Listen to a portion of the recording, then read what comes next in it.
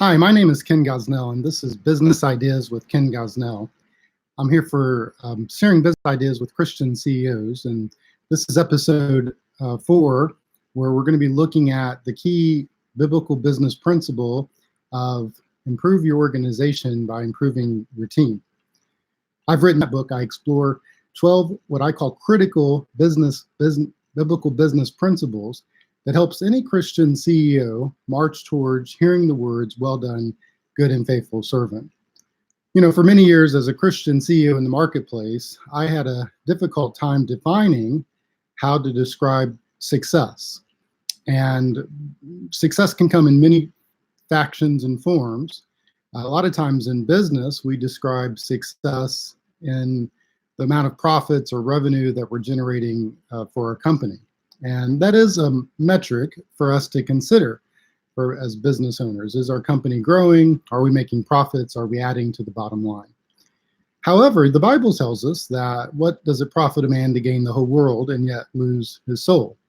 And so it made me go on a several-year search throughout the Bible to look at every single time a business issue or idea was discussed or examined. And what I found as I looked through and read every single biblical reference, the business reference in the Bible, what I found was that there were certain key principles and guideposts that every Christian CEO not only needed to know and to practice, but really needed to embrace the words, "Well done," at the end of their life. You see, I believe that when a business owner gets to the end of their life, God doesn't care how many widgets they sold or maybe even how many customers that they served, but rather he cares about the kingdom impact that that business can have in the lives of their employees, their vendors, and also in their customers.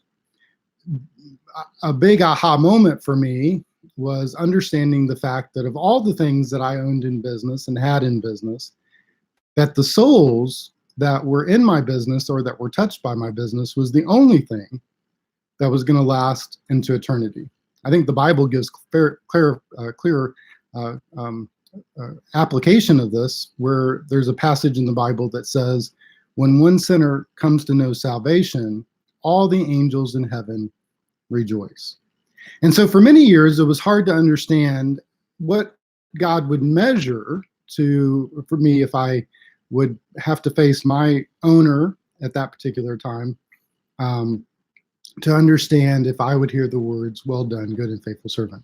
I was a Christian in the business. I made decisions according to my values. I tried to embody a good model and good behavior for my team, but I still feel like there was a gap. Something didn't quite set well with me, understanding and believing that I could do more, or that I could walk in more alignment with God, who ultimately owned the business.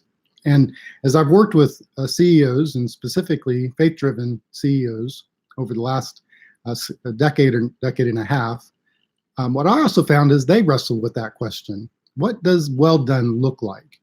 Which is what led me on this journey to write this book, Well Done, 12 Biblical Business Principles to grow your business and to have a kingdom impact. In that book, I relate 12 key biblical business principles that Jesus taught that's embodied in every other business scripture or story in the Bible. And I believe that if business owners will embrace these principles, apply them to their business, and teach them to their teams, that not only will they have a better business, but they also will have a better chance for kingdom impact. I studied not only the biblical aspects of it, but I also looked at past business successes, great CEOs or faith-driven CEOs that had done great things with their business and also kingdom impact in the past. Companies like J.C. Penney, and who used the golden rule as one of the key concepts and tenets of his business to build the largest chain department store ever to grace the landscape of America. He used the golden rule as the foundational principle to teach and train every new employee that would come in, And actually, when he started his stores back in the early 1900s, he titled his first store the Golden Rule Store, because he wanted people to understand that they taught business differently. They treated their customers differently than potential merchants at the time, that they actually cared about what their customer was saying, and they were going to treat them with honesty and integrity. Today, I want to talk about one of the key biblical business principles as it relates to us as Christian CEOs and business owners. And that's a principle that I entitled, Improve Your Organization Through Improving Your Team. I believe this is one of the key tenets of every great business, is that they focus on their team. And I get this biblical business principle in the model that Jesus established as he began to walk out the ministry of 3 years with his disciples. You know, Jesus had a great many different aspects that he was engaged in, such as preaching the message and healing the lame. And he was also focused on training his disciples and engaging in the Pharisees and debating them back and forth. But one of the principles that you understand is that he tried to improve his organization by improving his team. And that every one of those other things that he did, whether it was preaching or teaching, whether it was healing the lame, whether it was engaging in the Pharisees, whether it was doing miracles, that he did it in front of his disciples so that they could see what he was trying to accomplish, who he was, and ultimately understand him as the Messiah, the one that was going to come and going to bring salvation into the world. This principle of improving your organization through improving your team is really critical for our success as business leaders. I say that no great leader ever led alone. Unfortunately, too many Christian CEOs and too many business owners and entrepreneurs try to do things by themselves. They don't think about the team that they're developing around them, and they don't engage in making sure that their team understands their morals and values as a leader. They say, well, I can make decisions and I have a team maybe doing different tasks and responsibilities, but I'm the one that ultimately makes the decisions. And if things have to get done in the business, ultimately I'm the one that has to do it. And they don't think about training their team in such a way that they impart their values and morals and beliefs and help their employees go about their morals and teachings and beliefs as well. You know, I found it interesting not too long ago, Jeff Bezos of Amazon wrote a letter basically to his team that said, here's what we believe at Amazon. And he communicated the voice of the leader out to the thousands of employees that he had in and throughout Amazon. You know, he wasn't concerned about offending somebody. He wasn't concerned about whether they believed everything that he believed. He wasn't concerned about what they were going to think about him being the leader, making these bold statements of, here's what we are as Amazon. They understood that he is the steward of Amazon. It's his company. He founded it. He formed it. And here's the values that he embodies that he wants every employee in Amazon to also embody as well. I think Christian CEOs need to have more boldness and courage in their faith as they walk out their values. You know, our values as a Christian leader and a faith-driven CEO are really communicate to our team that they're important, talents and abilities. We believe every team member is valuable. We believe that every person needs to be functioning in the right place in their job, that we believe every person needs to reach their peak performance or their capacity level so that they can feel fulfilled in the organ to change. One of the things that we do every month at CEO Experience is we produce what we call a CEO Executive Guide. And this is one part magazine, it's one part journal, it's one part educational learning for CEOs, where we apply these biblical business principles, and they serve this guide serves as a foundation and principle for us to gather information and think about what God would have us to do to his followers. And we use that as an executive guide to teach that as well. So Gosnell at ceoexperience.com and find out a little bit more about the subscription model. But every month, the first of the month, you'll get a electronic version of the executive guide, and you'll also get a digital version of the guide and a print version of it. And It allows you to walk through some educational learnings. We take a biblical business principle and we apply it to a business practice. So for example, we're going to be talking of that is we're going to be looking at business meetings that we should have. And I'll be talking about that at a future episode of Business Ideas with Ken Gosnell here with CTM. And we'll also be looking at the strategic impact of business applications. In each guide, there are different components in the guide to think about how does this apply so that you can not only get the information, but apply it in real time very quickly to your organization so that you can improve your organization. And then we also have experience questions because we want you to think about what have your experiences have been in the past, and then also how does that apply in the future. And these might be questions that you want to ask your team members as you train and teach them on some of these key biblical business principles as well. There's other tools in the back that allows for a leader to have clarity, and we want the leader to be clear. We believe that when the leader is clear, everyone in the organization is clear. And so these tools communicating to your team to get things done well. And in this guide, we talk about how do you communicate in such a way to gain followers and also to gain influence. And we use a case study this month to look at key aspects of communicating well and making sure that you're delegating effectively in an organization as you begin to build your team. This guide this month is on one of the biblical business principles that is entitled Know Your Order and Work Your Order. You see, Jesus was never confused about his order. He had clarity of the things that were most important, and he understood how each of the other activities that he was engaged. So, for example, in his ministry, we believe his top order was to train his disciples. He invested in his team. He improved his organization by improving his people. Disciples. His healing was with the disciples. His miracles were with the disciples. Walk from towns and villages, they were with the disciples. So it's important to know your order and to work your order. You see, when we know our order, things become, I always tell leaders, if you know your order, things become easier to understand. And list. And that communication checklist is a 10 as you begin to think about, have I communicated well or delegated effectively on my team? And so what I tell everybody is, and I made it such in the guide that you can reproduce that and you can share it with people on your team so that as you begin to increase the level of your communication and your good delegation, but you don't have to follow all 10 every single time that you're communicating. But the more critical the task that you're delegating or the issue that you're trying to communicate, the more essential that it is that you follow this checklist and these 10 items on the checklist.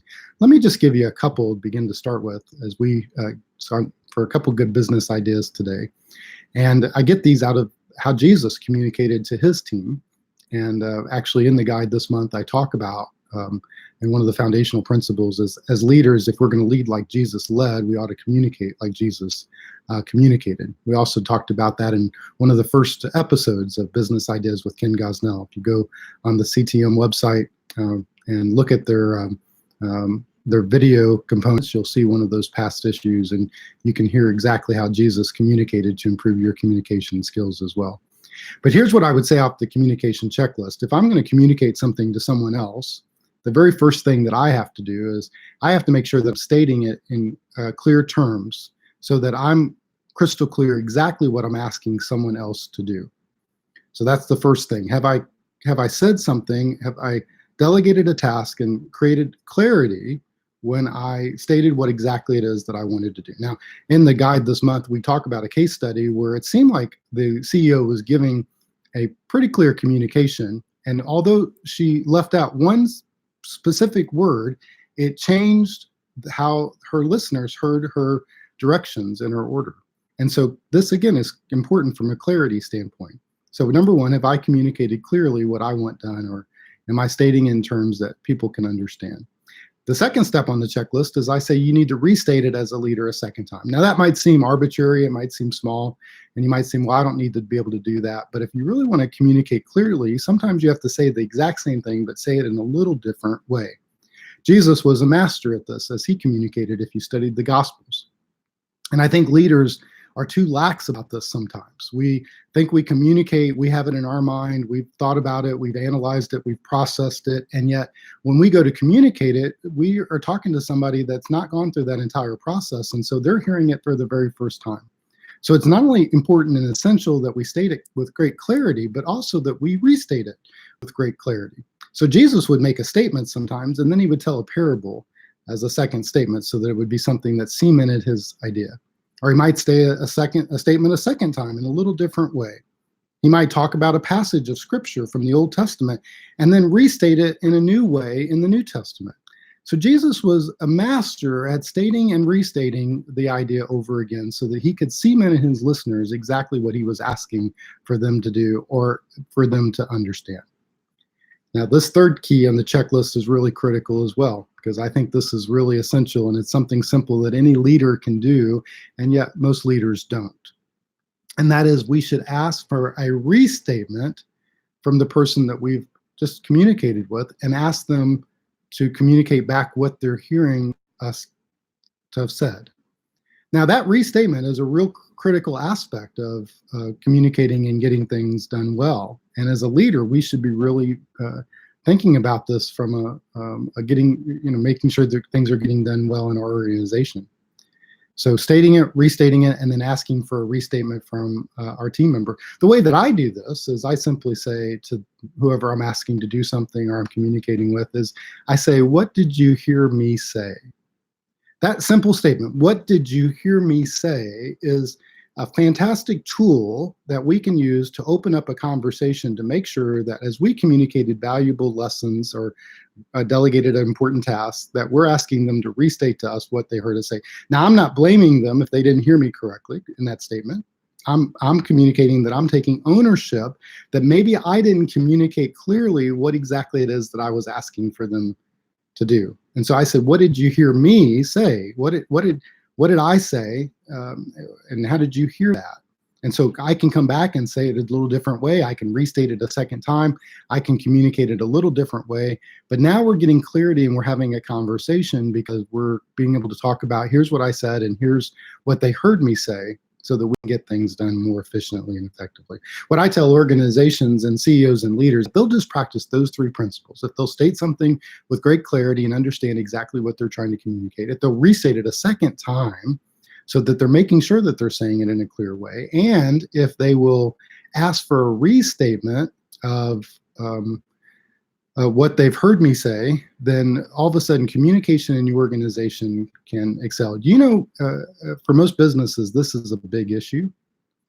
Studies show, the Clear Channel just released a study not too long ago that said that the average company will lose 17 hours a month because of poor communication skills. I mean, think about the power of that for just a second. That means that almost one employee of a company, no matter what size it is, half of their work week during any given month is lost based on poor communication. A profit a year based on poor communication. I mean, think about it. Having to redo projects because they haven't been communicated well, losing team members because they're frustrated or upset, maybe dealing with a vendor or dealing with a customer and having to redo something over again a second or third or fourth time because people aren't understanding exactly what's being asked or how it's being asked. Communication is a big deal. That's why Jesus was the best communicator that ever was. He communicated in great clarity with his disciples, and he was able to get things done well. I think for us as Christian CEOs and business owners, it's really critical that we improve our communication. And those are just 3 things off of the checklist. There's 7 more that I would love for you to see. If you email me at kengosnell@ceoexperience.com, I will be happy to share this checklist with you. Just put in the subject line checklist. I'll be happy to share this one-page checklist so that you can have it for your leadership and for your company, because it really is one of the most critical aspects of our leadership.